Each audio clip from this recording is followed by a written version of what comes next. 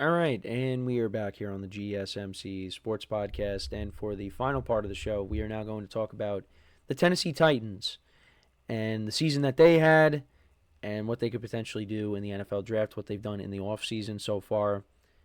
It was a rough one for the Tennessee Titans. They ended up finishing 3-14 on the season, and they finished in last in the AFC South, and they got the number one overall pick. So they could take potentially their franchise quarterback. Now that they were kind of hoping that Will Levis was gonna maybe take that next step. You know, they surrounded him with more offensive talent. You bring in an offensive-minded head coach, Brian Callahan from the Bengals. So they were hoping it was going to be better for Will Levis, and it just did not materialize that way. He finished with 2,000 yards passing, 13 touchdowns, 12 interceptions. Mason Rudolph played a little bit. He did play in that game against the Dolphins when Will Levis got hurt. And Mason Rudolph finished with 1,500 yards passing, 9 touchdowns, 9 interceptions. But yeah, the Titans went out. They got Tony Pollard, replaced Derrick Henry with him. They got Calvin Ridley, so they got him from Jacksonville. They also signed Tyler Boyd. So they did make and they also drafted J.C. Latham. So they did make an attempt to try to, put more pieces around Will Levis. But yeah, it didn't really work out. And Will Levis was basically a meme every single week. He had that pick six he threw against the Bears, and he had his hands over his head. Against the Jets, there was that shuffle pass that led to a fumble that the Jets recovered. It was a rough year for Will Levis, but yeah, I mean, look, they were up 17-0 against the Bears in the opener, and they let the Bears come back. I mean, if had the Titans had Will Levis not thrown that pick six, maybe they win that game because the Titans defense was playing really well in that game against Caleb Williams. And then against the Jets, turnovers were costly. They had a chance to win that game. They ended up losing to former Titan Malik Willis when the Packers came to town. Will Levis threw another pick six. And then he ended up getting hurt against the Dolphins, and they kind of just ran the ball the whole game. And they ended up winning that. They put up 30 points. So they were 1-3 at that point. Then they lost a close game to the Colts. They got blown out by the Bills, blown out by the Lions. They beat the Patriots in overtime. Will Levis against the Chargers played a little bit better at a couple of touchdown passes, but they ended up losing that game. They lost to the Vikings. However, they did upset the Texans, 32-27. C.J. Stroud, I believe, threw a pick six in that game, but that was an upset win for them. And then they proceeded to lose their next 6 games. Will Levis got benched at one point, but he did play in the final game of the season, but the Titans ended up losing that. So yeah, they went 3-14 on the year. Now I kind of flip-flopped the Jaguars and the Titans, so because I was trying to go based off of the standings, so I got that mixed up. So that's why we're doing the Titans today. But yeah, it was not great for them. And then offensively, I mean, Tony Pollard had over 1,000 yards, 5 touchdowns. Tajay Spears had 4 rushing touchdowns. Calvin Ridley finished with over 1,000 yards. He had 4 touchdowns. Westbrook Akine had 9 touchdowns on the season, but he ended up signing elsewhere. So they lost him. They still have Tyler Boyd, but I could definitely see, maybe they move off of him. DeAndre Hopkins, they traded to the Chiefs, so he was no longer there. He had 1 touchdown before that. But, and then looking at, the rankings. So you look at their offense. They were 26th in total yards per game, 27th in passing yards per game. Rushing yards per game, they were 19th. So they were middle of the pack there. But, not a great offensive team. And then defensively, their defense ranked 2nd in total yards allowed per game. But they were 29th in sacks. And also being 30th in points allowed per game. So, yeah, not great numbers there. Actually, they ranked second in against the pass.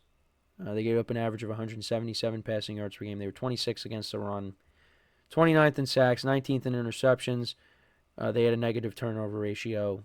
It was minus 17, but that's also because Will Levis turned the ball over like a lot, so that didn't really help out their point differential there. So yeah, not a great team. This team needs a lot of work. Now they went out and they signed Brandon Allen, to be a backup quarterback. They signed Xavier Woods over from the Panthers. They signed Kevin Zeitler, Dramont Jones, defensive end. They brought in Van Jefferson, who played with the Steelers. They gave Dan Moore a lot of money, another Steeler, a 4-year, $82 million deal.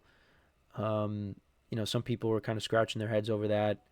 Had a 92.5% pass block win rate, so that's good. But yeah, it was a lot of money. $82 million, $50 million guaranteed. But we'll see if that pans out. They signed Sebastian Joseph Day. They brought in Johnny Hecker. Cody Barton they also signed from the Broncos. So they definitely were busy in free agency. And then in the draft, they got the first overall pick. And they're probably going to take Cam Ward.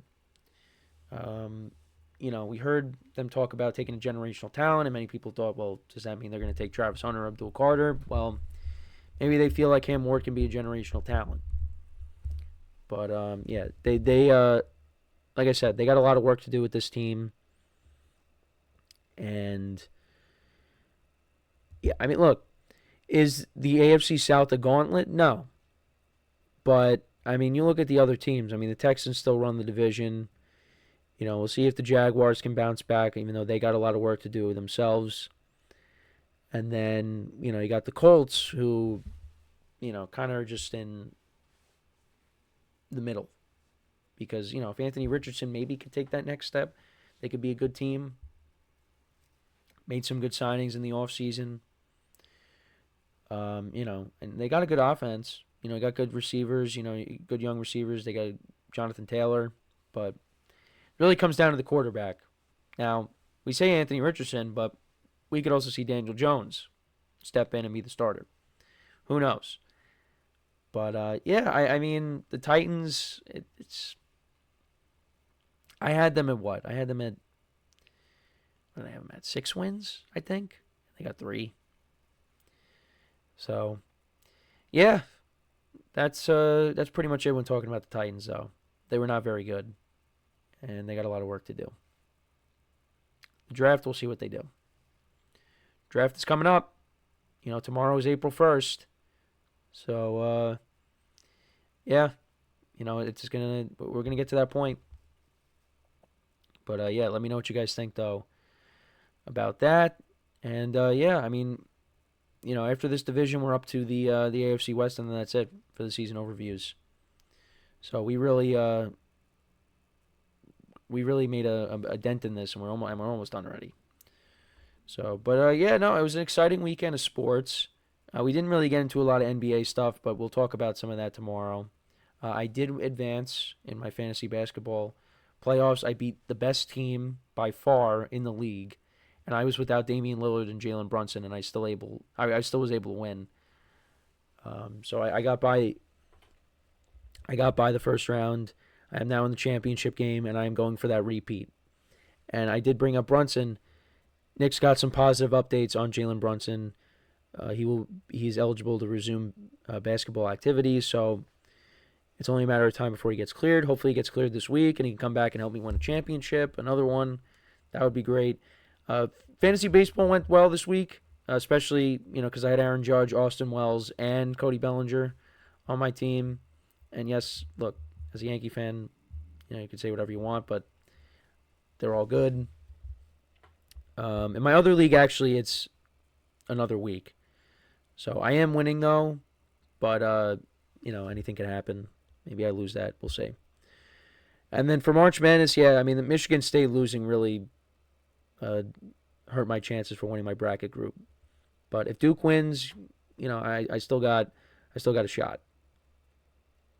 So, it was an exciting weekend. Good games. Baseball's back. And then before you know it, we got some of the other playoffs starting. The NBA season is almost over. And then we get to the playoffs. Hockey playoffs are going to start soon. And then you got the draft, later in April. A lot to look forward to. It's a great time to be a sports fan. But I appreciate you guys tuning in for today. Again, hope my voice will be back to its normal self this week. It's just, again, it was a really fun weekend. Yeah, so gotta learn to conserve the voice a little bit. And then I apologize for the background noise, but it's quiet now. So yeah, no, I appreciate you guys tuning in. Make sure to check out all the other shows as well on the network. Make sure to like, comment, and subscribe to the videos on both YouTube channels. Make sure to check us out wherever you get your podcasts, to listen to us wherever you are. If you're on the go, you can do that as well. And until next time, I'm Kenneth Grunfelder signing off from the GSMC Sports Podcast, brought to you by the GSMC Sports Network. Have a good day, and I will talk to you guys tomorrow. Take care.